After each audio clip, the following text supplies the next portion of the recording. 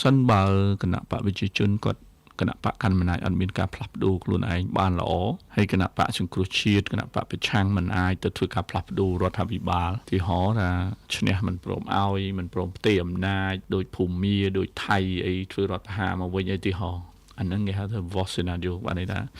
ជាជំរឿសអាក្រក់បំផុតសម្រាប់ប្រទេសកម្ពុជាហើយនៅពេលដែលជំរឿសអាក្រក់បំផុតអញ្ចឹងយើងមិនធ្វើការផ្លាស់ប្ដូរឲ្យបានល្អជូនពលរដ្ឋជៀសមិនផុតពីរងចាំឲ្យពលរដ្ឋធ្វើការផ្លាស់ប្ដូរខ្លួនឯងទេកាលណាយើងមិនដោះក្អែលខ្លួនឯងឲ្យបានល្អមិនយូរមិនឆាប់ពលរដ្ឋនឹងចូលទៅដោះក្អែលឲ្យអាហ្នឹងនៅក្នុងប្រទេសនានាយើងមើលជាគំរូស្រាប់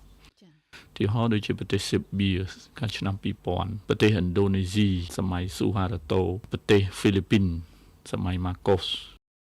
ក៏ដូចជាប្រទេសនានានៅតំបន់អារ៉ាប់ដែរហើយអត់មាននរណាចង់ទេប្រជាពលរដ្ឋអត់ចង់ទេដើម្បីជៀសវាងបញ្ហាទាំងអស់ហ្នឹងមិនមែនប្រជាពលរដ្ឋគាត់ខាត់ខាំងប្រជាពលរដ្ឋមកឲ្យធ្វើទេដោយអាដាមសខេងបានមានប្រសាសន៍អញ្ចឹងណាគឺយើងត្រូវកែខ្លួនឯងឲ្យមានប្រសិទ្ធភាពទៅយើងជៀសវាងបានប៉ុន្តែបើយើងមិនកែខ្លួនឯងឲ្យមានប្រសិទ្ធភាពទេ